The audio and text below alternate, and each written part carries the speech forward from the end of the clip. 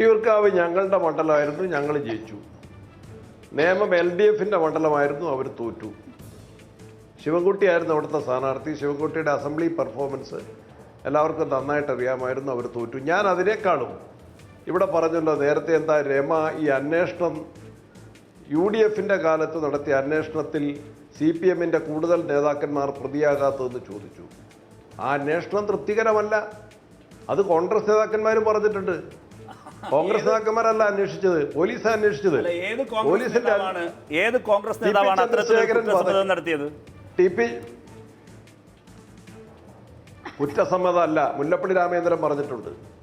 മുല്ലപ്പള്ളി മുല്ലപ്പള്ളി രാമചന്ദ്രൻ പറഞ്ഞിട്ടുണ്ട്. വടകരയിലെ പാർലമെന്റ് അംഗമായ മുല്ലപ്പള്ളി രാമചന്ദ്രൻ വ്യക്തമായിട്ട് പറഞ്ഞിട്ടുണ്ട് തിമംഗലങ്ങളെയാണ് പിടിച്ചതെന്ന്. സുധാകരൻ പറഞ്ഞിട്ടുണ്ട്.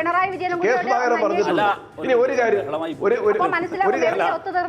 ഒരു കാര്യം കൂടി, അതിനേക്കാൾ എന്നോട് പറഞ്ഞ ചോദിക്കുന്നതിനേക്കാൾ എളുപ്പം നിങ്ങൾക്ക് ഉമ്മൻചാണ്ടിയോട് ചോദിച്ചാൽ മതിയല്ലോ. അങ്ങനെയാണെങ്കിൽ നിങ്ങൾക്ക് നിങ്ങൾ അങ്ങനെ ശ്രീ സണ്ണി ജോസഫ്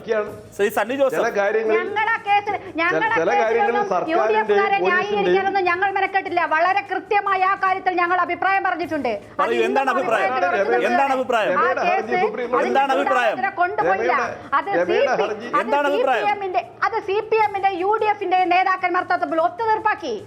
അത് CPMന്റെ UDFന്റെ നേതാക്കന്മാർ തമ്മിൽ ഒത്തുതീർപ്പാക്കിയ കേസ്. കേട്ടല്ലോ ശ്രീ സണ്ണി ജോസഫ്, കേട്ടല്ലോ അഭിപ്രായ വ്യത്യാസമില്ല. സണ്ണി ജോസഫ് ഇത് കേട്ടല്ലോ. കേക്കരമ പറയുന്നത് പറയട്ടെ കേട്ടല്ലോ. ഇതാണ് കേക്കരമ പറയുന്നത്. കേട്ടല്ലോ, ഇതാണ്. ഇത്രയേ ഉള്ളൂ. ഇവിടെ പ്രശ്നം എന്താണ്? ശ്രീ സണ്ണി ജോസഫ് പൂർത്തിയാക്കിക്കൊണ്ടിരിക്കുമ്പം ഞാൻ സംസാരിക്കുമ്പം റഹീം ഇടപെടുന്നു. ഞാൻ റഹീമിനോട് ചോദിക്കുക, നിങ്ങളെ പാർട്ടി ഒരു അന്വേഷണം നടത്തിയല്ലോ. TP ചന്ദ്രശേഖരൻ വധക്കേസിൽ നിങ്ങളെ പാർട്ടി ഒരു അന്വേഷണം നടത്തിയില്ലേ? ആരായിരുന്നു ഈ അന്വേഷണ കമ്മീഷൻ? എത്ര പേരുണ്ടായിരുന്നു? ആരോട് ചോദിച്ചു? നിങ്ങൾ രമയോട് ചോദിച്ചോ? രമയുടെ TP ചന്ദ്രശേഖരന്റെ മകൻ നന്ദുവിനോട് ചോദിച്ചോ? രമയുടെ അച്ഛൻ മാധവട്ടോട് ചോദിച്ചോ? TP ചന്ദ്രശേഖരന്റെ മാതാവ് ടീച്ചറിനോട് ചോദിച്ചോ? നിങ്ങൾ ആരാണ് നിങ്ങളുടെ TP ചന്ദ്രശേഖരനെ കൊലപ്പെടുത്തിയതെന്ന് അദ്ദേഹത്തിന്റെ പാർട്ടിയോട് ചോദിച്ചോ? നിങ്ങൾ അന്വേഷിച്ചു? ആ അന്വേഷണ റിപ്പോർട്ട് ആദ്യം പുറത്തു കൊണ്ടുവരിക. ആ അന്വേഷണം ആദ്യം പുറത്തു കൊണ്ടുവരിക. എന്നിട്ട് പോലീസ് അന്വേഷണത്തെ കുറിച്ച് പറ. പോലീസ് അന്വേഷിച്ച് ഞാൻ പറഞ്ഞു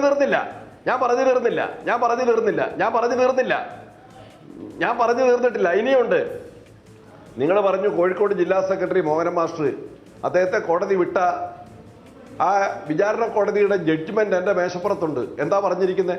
സംശയത്തിന്റെ ആനുകൂല്യത്തിൽ അദ്ദേഹത്തിന്റെ നിരപരാധിത്വം ബോധ്യപ്പെട്ടിട്ടല്ല കോഴിക്കോട് ജില്ലാ സെക്രട്ടറിയെ വെറുതെ വിട്ടത്. സംശയത്തിന്റെ ആനുകൂല്യത്തിൽ ഈ ഗൂഢാലോചന കേസ് തെളിയിക്കാൻ വലിയ പ്രയാസമുണ്ട്.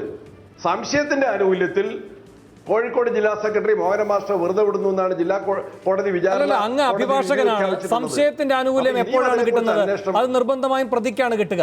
അത് ആരുടെ പോരായ്മ ഉണ്ട്? പ്രോസിക്യൂഷന്റെ പോരായ്മ ഉണ്ട്. അത് ഡെഫിനറ്റ്ലി സമ്മതിക്കുന്നു.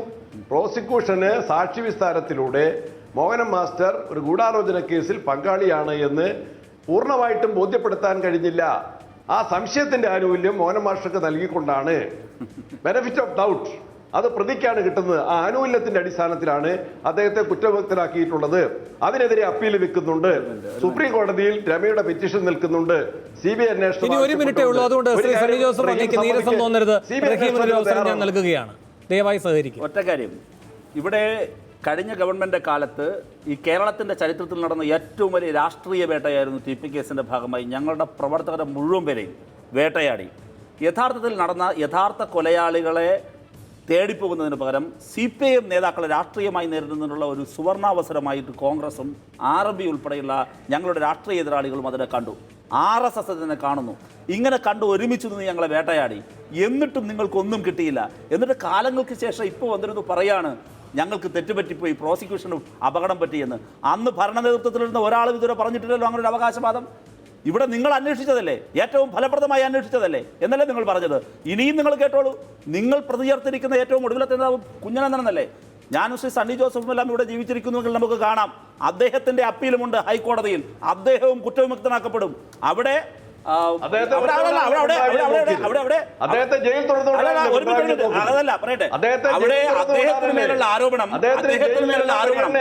കുഞ്ഞനന്ദന്റെ മേലുള്ള ആരോപണം തീരെ ദുർബലമാണ്. ശ്രീ സണ്ണി ജോസഫ് വെല്ലുവിളി വേണ്ടല്ലോ, നമ്മളിവിടെ ഉണ്ടല്ലോ, നമുക്ക് കാണാലോ. അങ്ങ് അഭിഭാഷകനാണല്ലോ. ശരി ശരി ശരി ശരി സമയം കഴിയുന്നു. ഏതായാലും ഞാൻ ചോദിച്ചൊരു ചോദ്യത്തിന് മറുപടി പറയില്ലല്ലോ. വടകരയിൽ BJP വോട്ട് വേണ്ട എന്ന് പറയാൻ നിങ്ങൾക്ക് കഴിയുമോ? ശരി, വടകരയിൽ BJP വോട്ട് വേണ്ട എന്ന് ശരി ശരി ചർച്ച